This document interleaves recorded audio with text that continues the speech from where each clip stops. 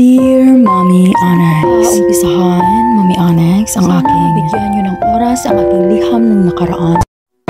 Dear Mommy Onyx, bago ko umpisahan ang aking liham ng nakaraan short story, hayaan niyo po akong batiin ang lahat ng taga-subaybay at tumatangkilik sa iyong programa, Mommy Onyx, sa Ang Liham ng Nakaraan short story. Ako si Vicky na taga Leyte at kasalukuyang nagtatrabaho dito sa ibang bansa, sa bansang Hong Kong. Mommy Onyx, napakinggan ko po ang mga liham ng iyong letter senders at dahil sa na-meet kita personally, ipagkatiwala ko po sa inyo ang istorya ng aking buhay naway marami ang makakapulot ng aral sa lahat ng aking pinagdaanan. Kung hindi dahil sa tapat ng pangako ng Diyos at pananampalataya ko po sa Kanya, marahil matagal na akong nag-give up sa aking buhay.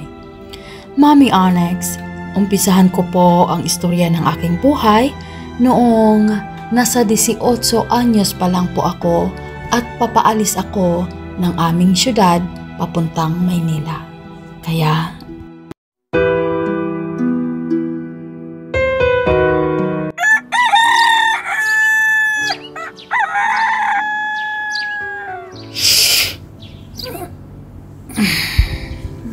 ngayon pala ang enrollment sa school.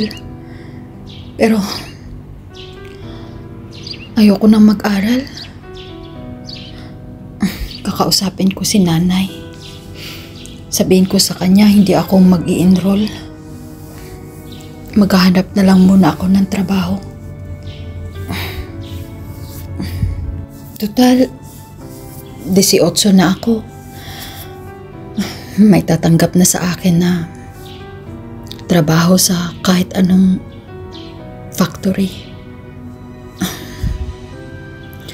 o kahit tindahan.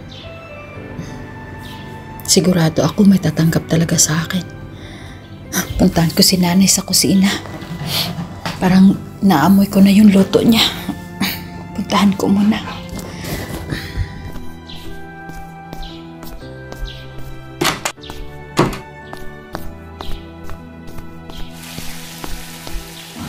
Vicky, gising ka na pala. Bakit hindi ka pa naghanda sa sarili mo at nang magpa-enroll? Nay, ayoko muna mag-enroll this year, Nay. Ay, abay, bakit naman? Nay, nasa tamang edad na kasi ako, Nay. At saka, pwede na akong kumita ng pera. Alam ko, pwede ka nang kumita ng pera. Pero Vicky, iba pa rin yung may pinag-aralan. Iba pa rin yung nakatapos ng pag-aaral. May diploma. Iba pa rin ang pakiramdam nun. At saka, may trabaho naman ako. Kaya kitang sustentuhan, anak. Kaya kitang paaralin. Hindi mo kailangang magtrabaho. Sayang ang panahon. Pero Nay, gusto ko talaga magtrabaho at kumita ng pera. Gusto ko na magka-income. Sa katunayan, napag-usapan namin na ng kaibigan ko na pupunta kami sa Pasay City kasi nandoon yung factory ng gusto naming pasukan na trabaho. At saka kabisado ko na rin yung Maynila, Nay. Kasi nga, from Leyte to Bulacan, travel tayo ng Maynila. Kaya alam ko na yung pasikot-sikot ng Maynila. At saka, huwag ko kayong mag-alala sa akin, ay kaya kong sarili ko. At sigurado ako na doon sa pabrika o sa factory na aking papasukan, meron silang boarding house doon na pwede naming tirahan. Huwag kang mag-alala sa akin, ay malaki na ako, kaya ko ng pangalagaan ng sarili ko. Na siya, sige. Tigas talaga ng ulo mo at hindi ka makikinig sa akin. Pero kung yan ang pasya mo, wala akong magawa. Mamaya, bigyan kita ng pera para makaluwas ka doon sa Pasay City kung saan nandoon yung factory na sinasabi mo. Ano bang klaseng factory yan, ha? Factory po ng sinulid, Nay. At saka, yung pabrika nila, Nay, nasa Divisoria. Kaya huwag kang mag-alala sa akin, Nay, kasi alam ko naman na yung pasikot-sikot dito sa Maynila. At saka, kaya ko nang pangalagaan ang sarili ko, Nay. Alis na ako mamaya, Nay, ha? Ang sarap naman tong luto mo, Nay. Ngayon po, Nay, alis po ba kayo mamaya, Nay? Papasok kayo sa trabaho? Ay, oo. Meron akong pasok mamaya. Sige. Tapusin mo na yung kinain mo. At saka, kung gusto mong pumunta na ng Pasay, ay bumiyahe ka na ngayon. Baka maiwanan ka ng bus. Sige na. Ako nang magligpit dyan. Sige po. Magbibihis na po ako. Yung pera ko, Nay, Ay kunin mo doon sa tukador. Merong 500 pesos dyan. Kumuha ka lang ng 300. Kasya na yan sa pamasahe mo. Sige po, Nay. Magbibihis na po ako. Ay, Vicky, basta ipangako mo sa akin, ha? Naalagaan mo yung sarili mo doon. Wala kami doon sa tabi mo para protektahan ka sa mga nakapalibot sa'yo. Naintindihan mo ba? Vicky, narinig mo ba ako? Oo po, Nay. Huwag ho kayong mag-alala sa akin. Ay, si nanay talaga. Makaligo na nga.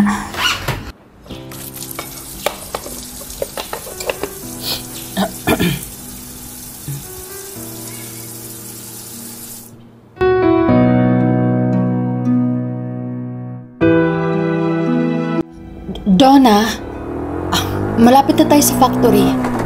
Sana matanggap tayo. Sana makapagtrabaho na tayo, ano? Oo nga. Sana nga matanggap agad tayo para mayroon na tayong sariling trabaho at mayroon na tayong sariling pera. Excited na ako. Nandito na tayo, Donna.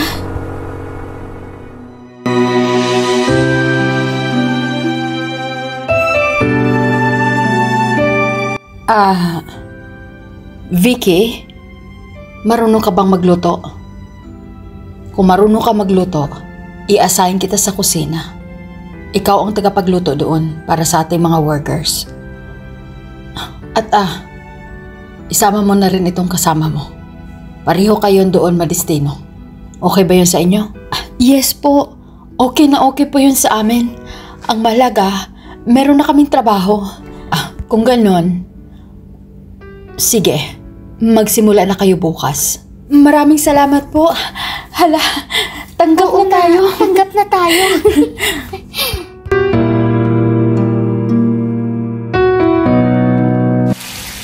Day, merong nang regard sa'yo. Crush ka yata. Sino naman? May magka-crush ba sa katulad ko? Abay, syempre no. Hindi mabihan yung kagandahan mo. At saka yung balingkinitan mong katawan. Nako, maraming lalaki ang tatakbo papalapit sa'yo. Marahil sa susunod ng mga araw, marami nang pipilang manliligaw sa'yo. Pero ay, bit ka talaga yung napakakisig at napakagwapo na parang sa little lapid. Na-regard siya sa'yo, Day. Mas kinilig ka pa sa akin. Sa'yo na. Ayoko ng ganyan. Pag nalaman ko sa isang lalaki na may motibo sila sa akin at nagustuhan nila ako, sorry na lang, hindi ko sila type. Kahit gaano pa sila kagwapo sa paningin mo. Okay? Pwede ba magluto na tayo? Ay nako, Vicky. Kung singganda mo lang ako sana. Bakit hindi? Pero ikaw yung type, girl. Ikaw yung gusto. Gusto ka nga niyang makilala eh. Gusto ka niyang makasawa. Gusto ka niyang ma-date. Ano pa bang hinahanap mo? Bakit ayawan mo siya eh? Ang gwapo-gwapo. Basta. Ayoko. Ay nako, Donna. Tigil-tigilan mo na nga ako. Tapusin mo na yan ang hinugasan mo dahil malapit na rin ako dito matapos magluto. At saka, alam mo naman si tatay, Yung foreman natin, palagi yung nagugutom, kaya bilisan mo dyan nang maihanda na natin ito. Ay nako, puro ka talaga kalukuhan. Yes, ma'am. Matatapos na. Alam ko naman na gusto mo rin si Virgelio. Ikaw talaga, puro ka kalukuhan. Bilisan mo dyan.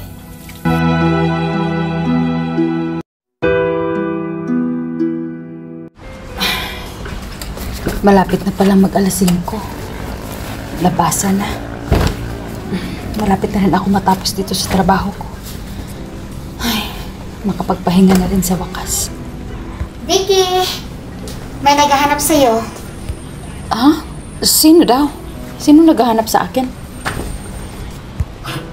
Hi, Vicky. Para sa'yo. Nakita ko to doon sa may tindahan sa labas. Naalala kita. Kaya binila na kita. Ito, para sa'yo. Ay nako, Virgel. Pwede ba tigilan mo na yung pinaggagawa mo? Wala ka talaga maasahan sa akin. At saka, wala pa sa isip ko ang magka-boyfriend.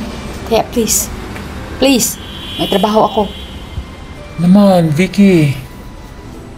Bigyan mo naman ako ng chance na ligawan ka. Kantahan na lang kita. Kahit konting pagtingin, kung manggagaling sa'yo, ay labis ko ng ligaya dahil sa ikaw ay mahal ko.